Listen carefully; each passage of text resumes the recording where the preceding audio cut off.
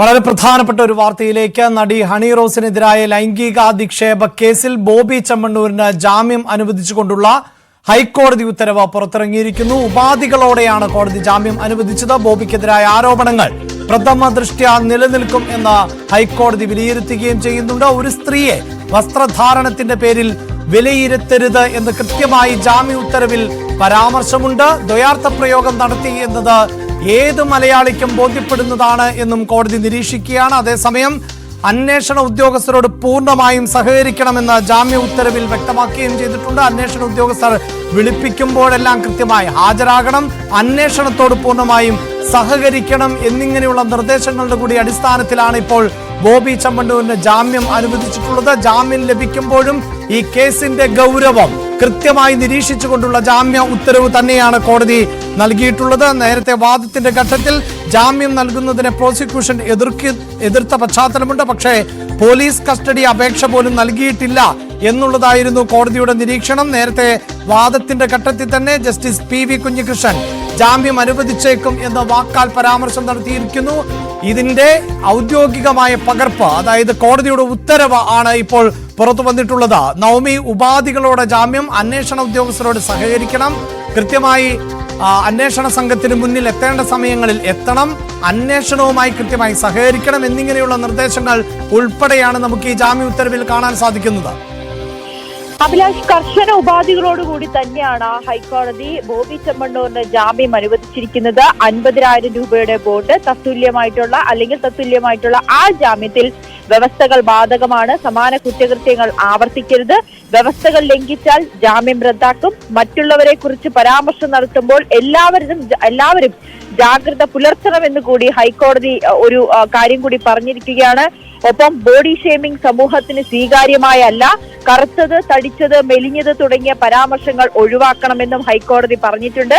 ഒപ്പം ബോബി ചെമ്മണ്ണൂരിനോട് അന്വേഷണവുമായി സഹകരിക്കണം, സാക്ഷികളെ സ്വാധീനിക്കരുത് എന്നുകൂടി കോടതി അറിയിച്ചിരിക്കുകയാണ്. ഇതൊക്കെ കാര്യങ്ങളാണ്, പ്രധാനപ്പെട്ട കാര്യങ്ങളാണ് കോടതി ഈ ഒരു ഉത്തരവിലൂടെ പറഞ്ഞിരിക്കുന്നത്. നമുക്കറിയാം, ഈ സമൂഹത്തിൽ ഈ ബോഡി ഷേമിംഗുമായി ബന്ധപ്പെട്ട് വലിയ രീതിയിലുള്ള ചർച്ചകൾ നടക്കുന്നു. അതിനിടയിലാണ് ഈ ബോബി ചെമ്മണ്ണൂരുമായി ബന്ധപ്പെട്ട കേസ് വരുന്നതും ഈ ദ്വയാർത്ഥ പ്രയോഗം അത് ഇന്ന് തന്നെ കോടതി പറയുന്ന സാഹചര്യമുണ്ടായി.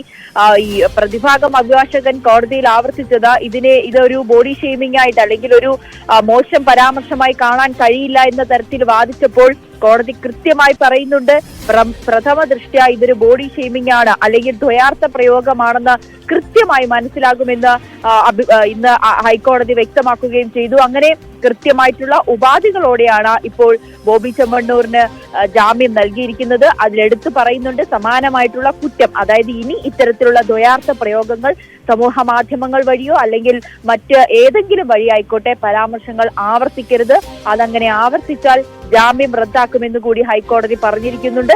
ഒപ്പം ഇത്തരം പരാമർശങ്ങൾ ഇനി പൊതുസമൂഹത്തിൽ പറയുമ്പോൾ വളരെയേറെ സൂക്ഷിക്കണമെന്ന് കൂടി പറയുന്ന സാഹചര്യമുണ്ടായി.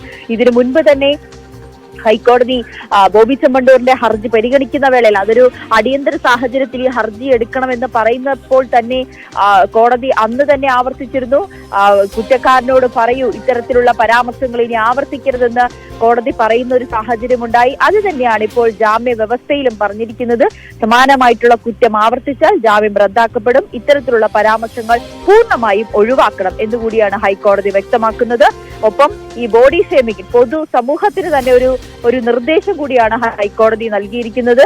ഇത്തരത്തിലുള്ള പരാമർശങ്ങൾ അനുവദിക്കില്ല, വെളുത്തത്, തടിച്ചത്, കറുത്തത് അത്തരത്തിലുള്ള ബോഡി ഷേമിംഗിന് വിധേയമാകുന്ന യാതൊരു പരാമർശവും നടത്താൻ പാടില്ല എന്ന് പൊതുസമൂഹത്തിന് കൂടി ഓർമ്മിപ്പിച്ചുകൊണ്ടാണ് ഇപ്പോൾ ഹൈക്കോടതിയുടെ ഈ ഉത്തരവ് പുറത്തു വന്നിരിക്കുന്നത്. ഭാരതീയ ന്യായ സംഹിത 75 ഉപവകുപ്പ് 1, 4 വകുപ്പുകൾ അടക്കം ആയിരുന്നു ബോബി ചെമ്മണ്ണൂരിന് നേരെ ചുമത്തപ്പെട്ടത്. അതോടൊപ്പം തന്നെ IT നിയമത്തിലെ 67-ാം വകുപ്പും ബോബിക്കെതിരെ ചുമത്തിയിരുന്നു. പരമാവധി 3 വർഷം വരെ തടവിൽ ശിക്ഷ ലഭിച്ചേക്കാവുന്ന വകുപ്പുകൾ ചുമത്തിക്കൊണ്ടാണ് കേസ് എടുത്തിട്ടുള്ളത്. അതേസമയം പോലീസ് കസ്റ്റഡിയിൽ ആവശ്യപ്പെടാത്തൊരു പശ്ചാത്തലം കൂടിയാണ് കോടതി കണക്കിലെടുത്തത്. പ്രത്യേകിച്ച് ഇങ്ങനെയൊരു കേസിൽ ഏതെങ്കിലും തരത്തിൽ തൊണ്ടുമുതലോ മറ്റു കൂടുതൽ വിവരങ്ങളോ തെളിവെടുപ്പോ നടത്തേണ്ട പശ്ചാത്തലമില്ല എന്നതുകൊണ്ടാണ് പോലീസ് കസ്റ്റഡി അപേക്ഷ നൽകാതിരുന്നത് എന്നാണ് മനസ്സിലാക്കാൻ സാധിക്കുന്നത്. ആ ഒരു പശ്ചാത്തലത്തിൽ കൂടിയാണ് ബോബി ചെമ്മണ്ണൂരിന് ഇപ്പോൾ കോടതി ജാമ്യം അനുവദിച്ചുകൊണ്ടുള്ള ഉത്തരവ് പുറത്തിറങ്ങുന്നത്.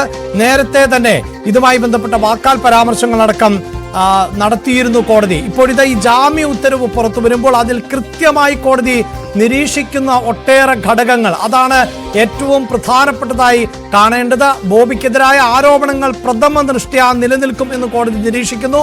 ഒരു സ്ത്രീയെ വസ്ത്രധാരണത്തിന്റെ പേരിൽ വിലയിരുത്തരുത് എന്ന് ജാമ്യ ഉത്തരവിൽ പരാമർശമുണ്ട്. ഇപ്പോൾ രാഹുൽ